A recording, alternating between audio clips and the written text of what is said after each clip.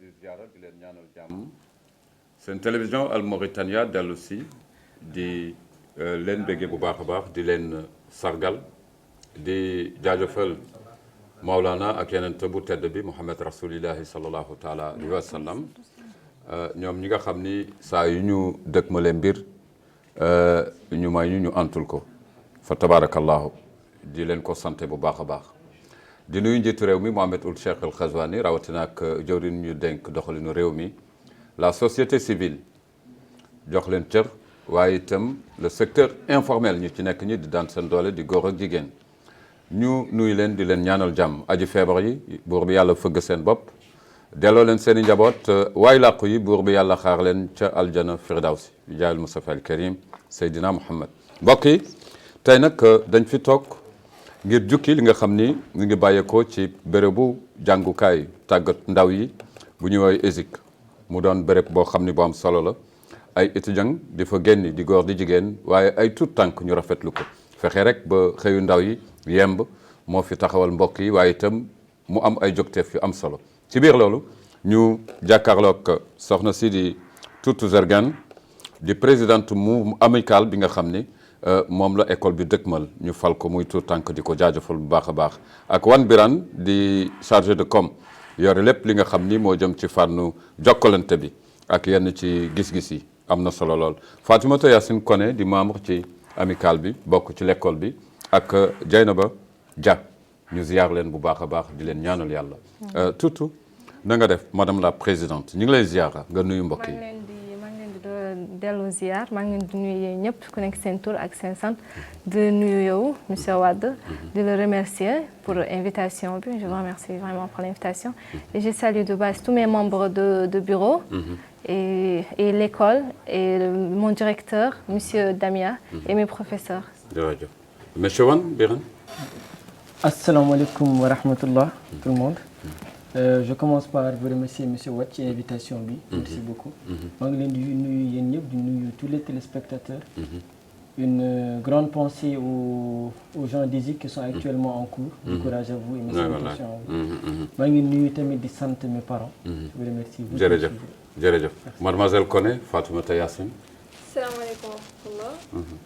bon maa ngi nuyu mbokk yi maa ngi leen di nuyu di leen gërëm di sant waa école bi. sargal di la ñaanal Dieynaba Dia. asalaamaaleykum mbokku téléspectateurs yi maa ngi leen di nuyu képp ku nekk ci plateau bi ak képp ku ñuy seetaan merci.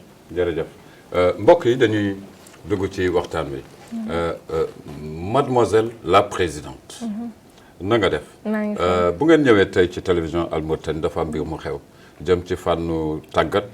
fexe ba ndaw yi am xëy. ngeen bokk ci benn béréb boo xam ni béréb bu ñu ràññee la bu am solo. waaye tey ngeen taxawal amical ñu fal la présidente en tant que tout tànk lan ngay jukki. bon d'abord ki lu ma neex la. ak loo xam te ne wax dëgg yàlla maa ngi koy je remercie toute l'école. parce que ils m'ont fait confiance.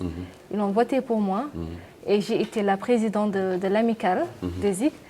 et c'est un grand plaisir pour moi. ban mbégte nga am en tant que jigéen waaw. loolu mbégte bu rëy la parce que j'étais la seule femme candidate. contre 3 garçons. qui est l'un Birane Wan. et c'est maintenant mon chargé de communication. et monsieur Babacar Diop. et monsieur Lamine Gaye. ñoom ñëpp nga battre leen quoi. ñoom ñëpp nga battre alhamdulilah. boobu yow ñu ngi tontu ni jigéen góor lu mu mel jigéen mën na ko. oui, une femme contre 3. Ouais. Bon, c'était pas facile. C'était pas facile parce que de dire que la femme, elle peut pas être une présidente, la femme ne peut rien faire, la place de la femme c'est la cuisine. C'est une injustice envers les femmes. Et je me suis battue pour ça, pour enlever cette mentalité dans leur tête. Parce que pour moi, une femme peut bien être une présidente, une femme peut bien gouverner, une femme peut tout faire. Absolument. Il faut juste avoir la volonté, il faut juste croire en soi. En soi. Exactement. jërëjëf. Exactement. am na solo ba tax na tey jii nga war a diriger amical bi. Exactement. ci diiru ñaata. diiru 2 ans incha allah ñaari at ak programme yu am solo. Exactement. monsieur Wan chargé de com boo déggee présidente li mu wax laawaale na la si. ndax tey jii bokkoon nga ci joŋante yi booy wax ci li mu wax lu góor mën jigéen mën na ko surtout mu nekkoon en face de 3 hommes yoo xam ni yow yaa ngi ci biir lan nga ciy jukki. alors man dans ce sens là li muy njëkk a wax mooy ça dépend de ban jigéen. parce que moom macha allah c'est une femme courageuse. parce que boo xoolee la seule femme candidate face à 3 hommes. qui a gagné les élections. Ah oui, vraiment. C'est que c'est une femme forte. Et toutes celles jigéen bi nga xamante ne da nga bëgg a comment dirais-je t'imposer dans la vie professionnelle da nga def ni moom. De un, avoir le courage et ne pas renoncer. waaw te comme ni ñu ko waxoon rek l'union fait la force parce que ñun ñëpp on était concurrents. yàlla dogal ni elle a gagné léegi je l'ai rejoint nous travaillons ensemble parce que nous travaillons dans l'intérêt de notre institut qui est ESIC. Nous travaillons dans l'intérêt de ESIC moo tax on s'est tous réunis. Et comme on a eu précédemment à le dire l'union fait la force.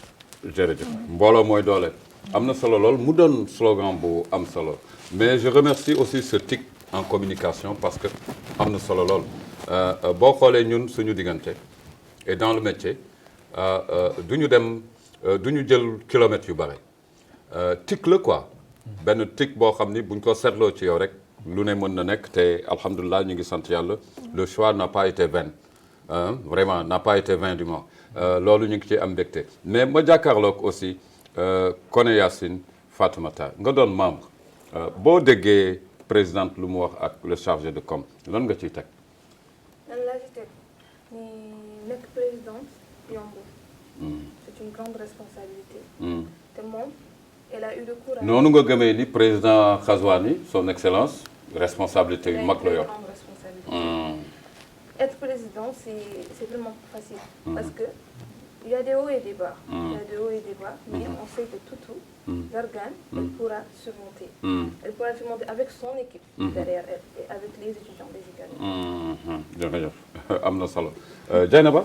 waaw bon Toutou comme ni ñeen sama collègue yi li ñu wax rek c'est une fille vraiment battante courageuse. parce que ñun surtout ñun jigéen ñi ñu ngi koy remercier bu baax. parce que moom moo jël suñu voix.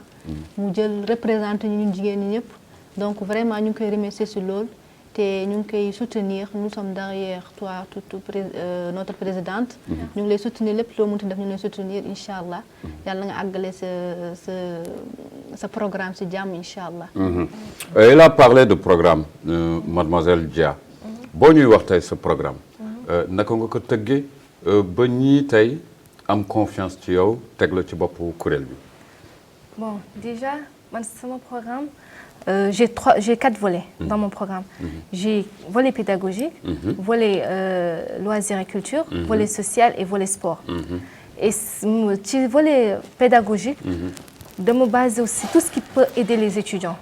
Tout ce qui peut aider les étudiants. Comme par exemple le séminaire pour Moumoudiedef, vendredi passé, c'est le séminaire de motivation sur la vie professionnelle. Là où j'ai invité des gens qui sont dans la vie professionnelle et je leur salue de base, Fatima Tassi, Wan Amadou et Bassamba, qui sont dans la vie professionnelle. Ils ont accepté l'invitation, ils sont venus pour présenter, pour parler aux étudiants, leur parcours et tout ce qui est dans la vie professionnelle et leur parcours aussi. Surtout, ils ont parlé de leur parcours. Ce qui a aidé les étudiants, ce qui leur a motivés. Parce que jusqu'à présent, je reçois des messages et des appels de remerciements qui me touchent vraiment et qui m'encouragent beaucoup plus parce que je me dis à travers ça que, waouh, j'ai vraiment fait quelque chose pour les étudiants. Et, alhamdoulilah, je suis contente. jërëjëf yàlla na yàlla kontaan ci yow ndaxte ay tout tànk voire 20 ans 21 ans 22 ans ñaar fukki at ak benn ñaar fukki at ak ñaar mbégte la ci réew mi. On sent que les nouvelles générations tout tànk yi am na lu ñu soxla ci réew mi ba pare ngeen jóg taxaw mais vous avez parlé maintenant li nga xam ni moom mooy dundu étudiant bi tey bi ngeen doon ak dundu ñi nga xam ni ñi ngi liggéey ñu ngi dans le secteur professionnel déjà ngeen amal activité moom la ñuy gis nii vraiment les jeunes élèves on applaudit et que dafa mel na am nañu mbégte bis boobu mais yow en tant que présidente ci lay commencé après moo wër table bi l'activité elle-même ban parcours ak lan moo la ci intéressé benn rek ngay wax parcours mooy vie les gens ñu ci ma invité seen kenn ci ñoom parce que bare nañu parcours yi mais lan moo la gën a retenir ci Bassamba qu'est-ce qui s'est passé avec lui Bassamba il a raconté son histoire et c'est quelque chose qui nous touche vraiment. Qui nous touche. Jusqu'à présent, ça sonne là. Parce que nee na ci mbedd mi la. waaw si mbedd bi la nekkoon. C'était un enfant de la rue. Mais avec tous ces parcours, ak lu mu jaar yëpp, Bassamba, il a réussi à se relever. Il a réussi à surmonter tout ça.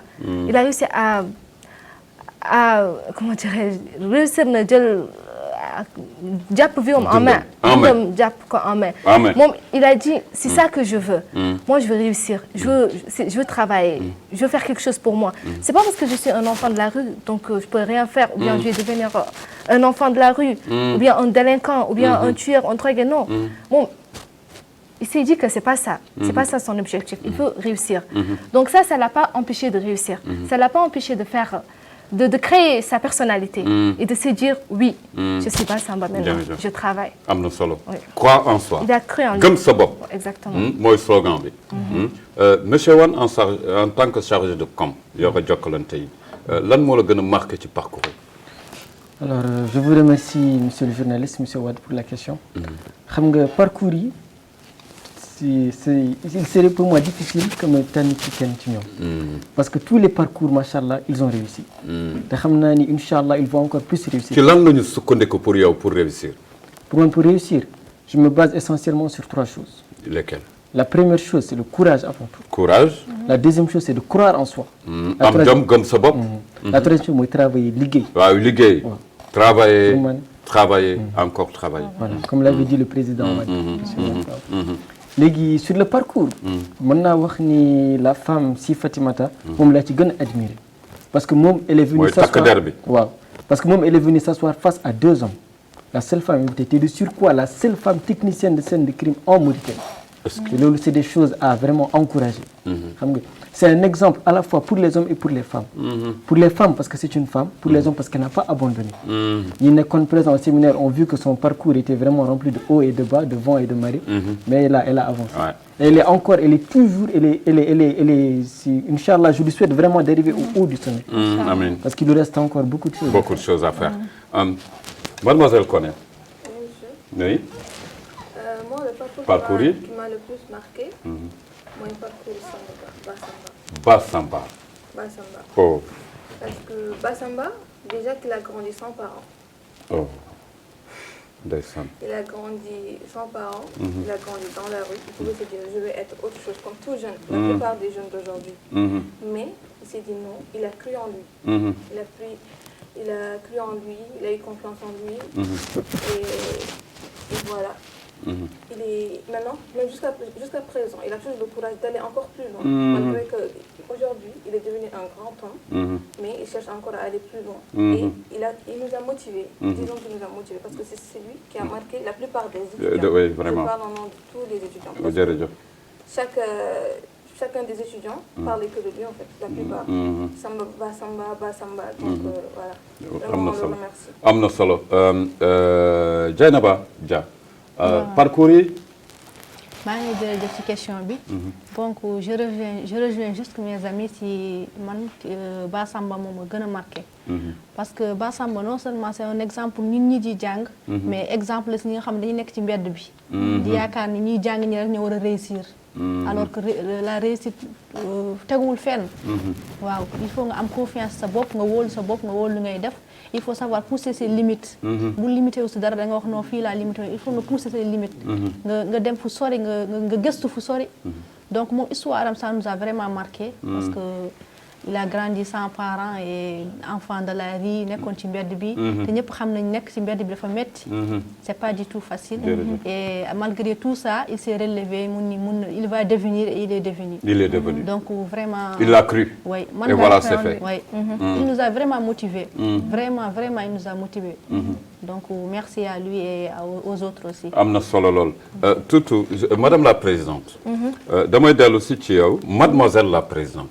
damay dellu si ci yow. pour nga wax ñu tuuti. différence bi nekk ci vie estudiantine. étudiant bi. ndongo daara bi. kii wut xam-xam. ak ki nga xam ni dafa am liggéey ba pare. ban différence ngeen ci gis parce que sama yaakaar. Organiser bis bu mel noonu. jàngat boobu aussi mi ngi ci woon. lan nga ci remarqué. Bon, Nous sommes étudiants et d'abord. Nous, on est des étudiants. Nous savons exactement ce qui est dans la vie professionnelle. Comme les autres, dans les universités actuelles. Exactement. On ne sait pas ce qui est dans la vie professionnelle. On entend juste la vie professionnelle, on travaille, mais on ne sait pas exactement ce qui est dans la vie professionnelle. On ne sait pas ce qui nous attend. Donc, en organisant cet événement, moi-même, je voulais apprendre. Ce n'est pas seulement pour les étudiants, mais moi, je voulais apprendre. Je voulais apprendre.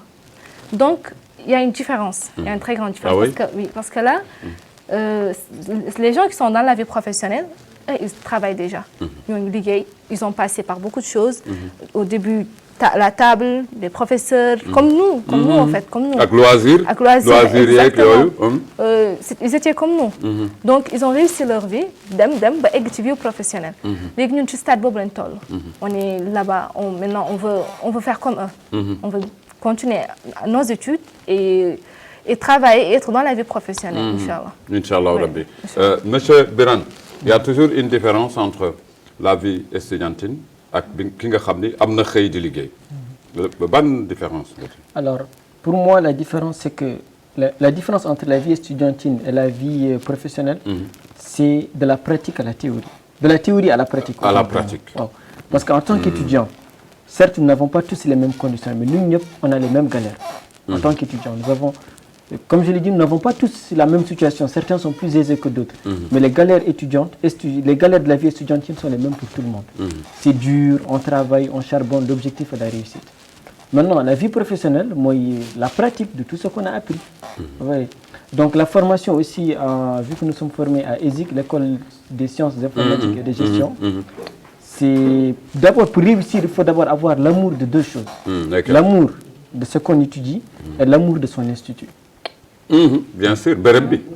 Voilà, il faut que nous gëm li ngay def te nga bëgg nga am amour ci sa institut. nga gëm li ngay def am amour aussi ci sa réew. Comme un bon patriote. Comme un bon patriote. Exactement. Amna solo. Jërëjëf. Amna solo. Wan Birane, vraiment moi amna ben impression bo xamni peut-être que yang koy imprimer envers moi. Amna solo lol, j'y reviendrai avec toi certainement ci yenen xët yo xamni c'est en dehors de tout ça. ndax yore ndaw aussi mu am yenn ambition yi mag ñi les générations qui sont actuelles war nañu xalaat ñi nga xam ni ñooy génération montante yi de telle sorte que vous en faites partie ñu ngi leen di gërëm bu baax a baax mais Dieynaba Dia Dieynaba ci yow laa ñëw est-ce que tey jii formation professionnelle dama la koy delloo sil bu njëkk il faut nga dem ci sa cursus scolaire ba nga échec nga doog am xalaat formation professionnelle d'accord nga ci. comprendre ma question. xam nga bu njëkk. waajur yëpp dañ lay yóbbu école demal jàngi école soit publique ou privée. mais dañu constater ni boo demee ba échec foofu la ñuy xalaat yóbbu la formation professionnelle. loolu tey c'est valable ba léegi wala ou bien aujourd'hui c'est un choix. waaw loolu ça dépend rek si choix nit ki. ça dépend ci choix nit ki mais léegi formation yi dafay jàppale ñu si lu bëri. ci lu bëri yow am nga bac. waaw am naa bac. mënoon nga continuer jàng université actuelle. am naa bac pourquoi nga choisir formation professionnelle. man je fais la délégation médicale. bon je l'ai choisi parce que man dama yàgg bëgg mbirum science j'étais passionnée par la science. da nga dagg fële jàng bi dem ci centre de formation professionnelle. ok. université laa nekkoon def naa foofu 2 ans wala 2 à 3 ans mais malgré j'ai pas pu continuer. comme que j'étais passionnée par la science ma ni xaar ma def la délégation médicale. et j'ai consulté le site de l'école des ESIC. parce que gis naa que depuis 2018 ba léegi. il y a 100% de réussite. donc loolu day firndeel ni école bi mu ngi liggéey. ñu ngi jàngale ñu ngi def lépp lu ñu mun pour ñun ñu mun a réussir. voilà am na solo mademoiselle Koné. ban branche nga choisir def. man comptabilité gestion lay def. koppar. koppar yi quoi monsieur Wane. man commerce international lay def. oh mais vraiment on a des jeunes ambitieux en tout cas. mais présidente tey jii booy wax ak les jeunes filles du même âge que toi ñu ngi ci réew mi ñu ngi lay seetaan. ban message nga leen di lancer. Bon, tout d'abord, je dirais à toutes les filles qu'il ne faut jamais baisser les bras. bu leen bàyyi. Oui, exactement. Faut pas vous dire que oui, vous êtes des femmes, donc votre place est dans la cuisine, ou bien vous allez finir par vous marier, avoir des enfants, abandonner votre vie. Non, c'est pas ça la réalité au fait. C'est pas ça la réalité. Nous avons une place ci réew mi. Donc war nañu firndeel suñu bopp war nañu wane suñu bopp que ni vraiment ñun lii mën nañ ko def.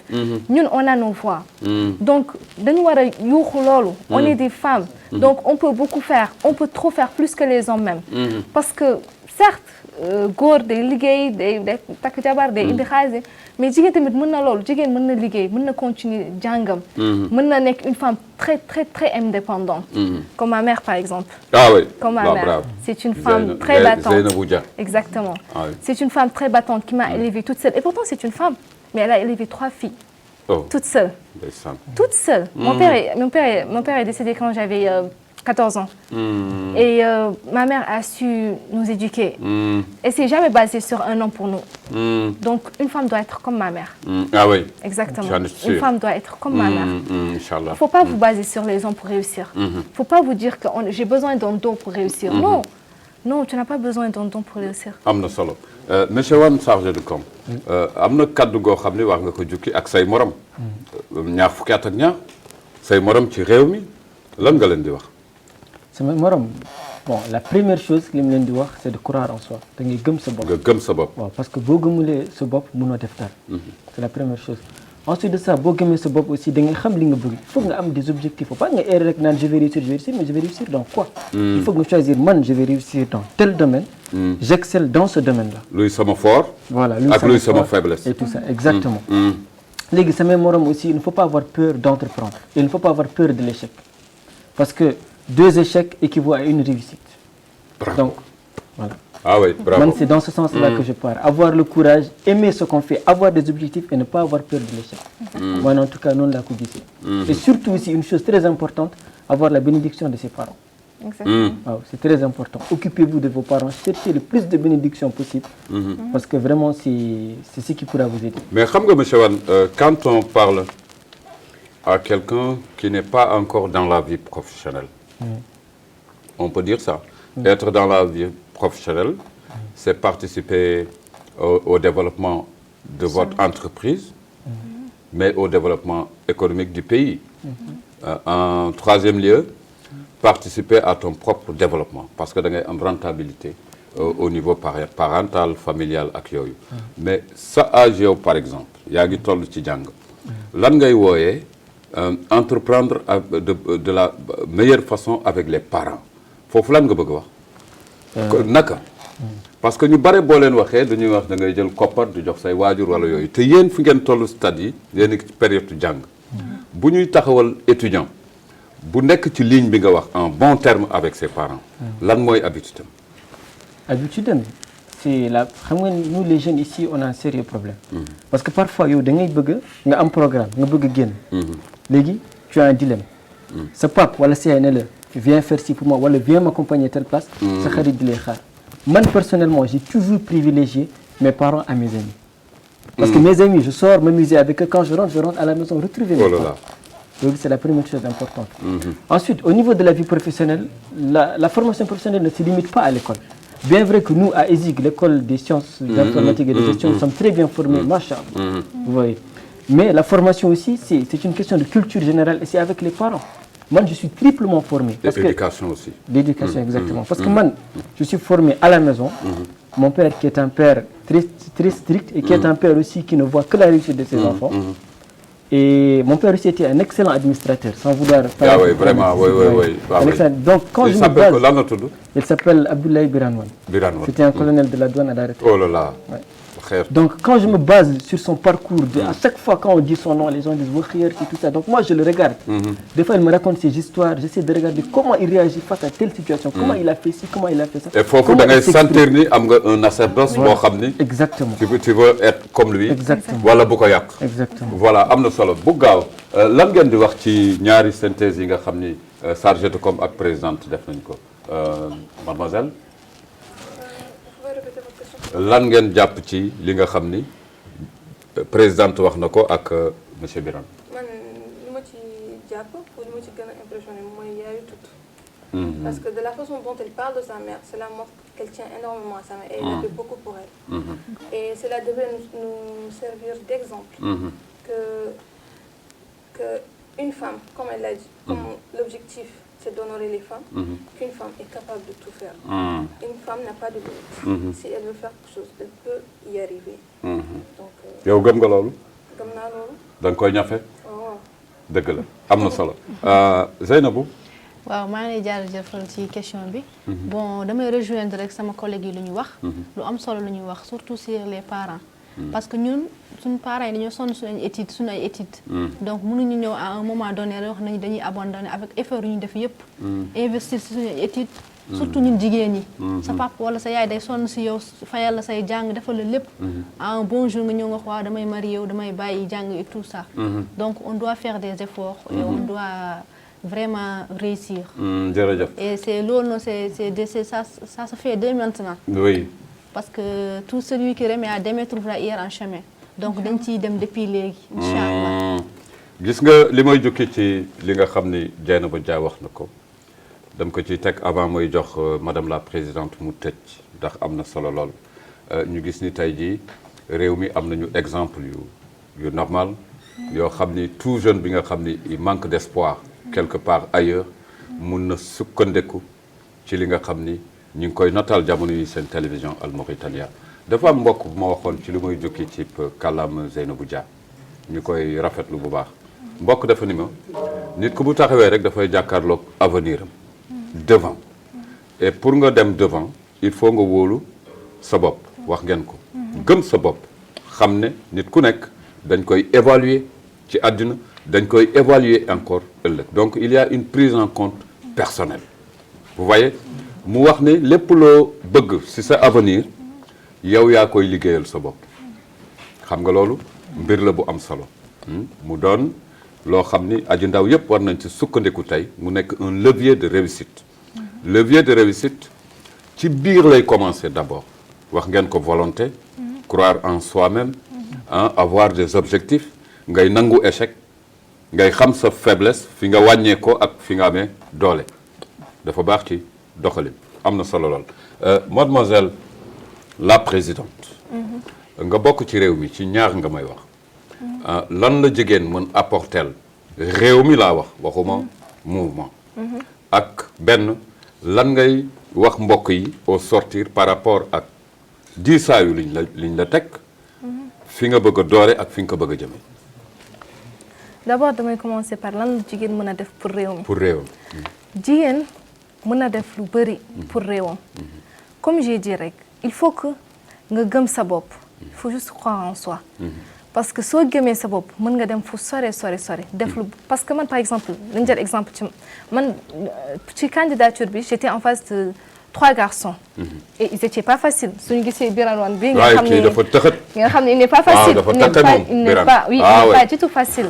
ku ko gis xam ne Birane il n'est pas facile. vraiment. avec te pourtant au début dañ ko doon sous-estimé. ah oui ouais, au début on le sous-estimait. Il est sorti fort. Oui, il est sorti très fort. ak Babacar. monsieur Babacar. ki nekk léegi sama chargé social. ak Lamine Mbodj ki nekk léegi sama vice-président. donc da nga leen récupérer. non Lamine Gaye plutôt. da nga leen récupérer. waaw dama leen récupérer. bu ñu defee suñu candidature pare dama leen récupérer. ñu ñëw bokk ci sama bureau. parce que dama xam ni l'union fait la force. léegi mu nekk sama vice-président. mu nekk loo xam te ne lu important la parce que su ma fi nekkul moo may représenté. léegi dama bëgg jigéen rek xam ne. soo bëggee def dara tu peux le faire. il suffit juste nga gëm sa bopp et tu crois en toi. et voilà. jërëjëf donc tu donnes le dernier mot à Wan le chargé de com Wan yaay tëj il faut nga jëlal ñu lépp loo xam ni jukki nañ ko fii ak fu ngeen bëgg a jëmbal. alors balaa muy tëj la chose importante à souligner c'est que nous trois en tant qu'ici en étant ici nous sommes là pour représenter l'école. Nous représentons ESIC l'école des sciences d'informatique et de gestion. xam nga donc nous si nous sommes là c'est en partie grâce à ESIC grâce à madame la présidente et grâce à notre courage et notre volonté. xam ngeen parce que ñun tey bu ñu toogee fii waxtaan ak yéen défendre nos idées répondre aux questions. c'est parce que nous avons été formés à ESIC. effectivement. donc voilà donc par rapport à ça aussi maa ngi encourager tous les jeunes. tous les jeunes et vous êtes jeunes profitez de la jeunesse avant d'être vieux. La jeunesse, c'est d'abord croire en soi, entreprendre. Pensons à demain. Parce que demain, les parents ne seront plus là. Donc, nous, en tant que jeunes, il faut que nous soyons prêts à demain nous lancer dans la vie professionnelle. Donc, il faut investir dans la formation professionnelle. Là, je suis en train de faire de la publicité gratuite à notre institut. jërëjëf am na solo donc prof Ndollo la rek réew mi ñoo ko bokk te pour avancer il faut aller ensemble wax ngeen ko ñu bëggee leen bu baax a baax mbokk yam di jàmm yi dañ fi dalaloon ay tout tànk yoo xam ni ñi ngi nekk ci dara nekk ci kuréel waaye itam ñu am option foog boo xam ni ab yaakaar la ci tàggat seen bopp ñu tàggat leen ànd ci tàggatoo bi ba mu jur leen loo xam ni ëllëg dafay taxawal non seulement ci dëgërlaay ci réew mi waaye itam dëgërlaay ci doomaanu réew mi parce que kenn ku nekk tey boo defee jéego am na ku lay xool bëgg roy ci yow yàlla nu ñu yàlla xiir ñuy def ay jéego yu baax yoo xam ni mbokk bu ko gis daf koy bëgg roy bi jaay Mustafa al Karim Seydina Muhammad mbokk yi am di jàmm yi ñu dalaloon tout tànk yi nga xam ni ginnaaw bu ñu génnee ci jongante yu am solo waaye itam jukki loo xam ni ñi ngi jëlee étudiant bi ci benn fànn yóbbu ko ci bérébu liggéeyukaay yi waaye bala ñu ci egg ñu xool jafe-jafe yeeg yenn yi ci am yi solo lan la dëgmal nañ ko jukki nañ ko tey ñu ngi koy sant yàlla di ci ñaax aji tout tànk réew mi pour que ñu dolli gëm seen bopp dolli gëm ne formation professionnelle ak tàggat sa bopp am na njëriñ ci réew mi loolu ñu ngi koy béggee mbokki askan wi di leen jaajëfal yéen ñi fi teew jox leen cër bu baax a baax donc bravo les jeunes filles qu'Allah fasse de vous des femmes très fortes pour la République mais toujours à côté des hommes waaw parce que ànd bi benn la madame Soya Wat maa ngi lay béggee di la nuyu bu baax a baax mu nekk sama grande sœur bu xarañ yàlla na la yàlla jàppale bi jaal Mustafa al Karim Seydina Muhammad kon mbokk yi am di jàmm yi Ibrahima Idriss jox leen dig daje beneen yoon ci kàttanu yàlla incha allahu rabbi asalaamaaleykum wa rahmatullah wa barakatuh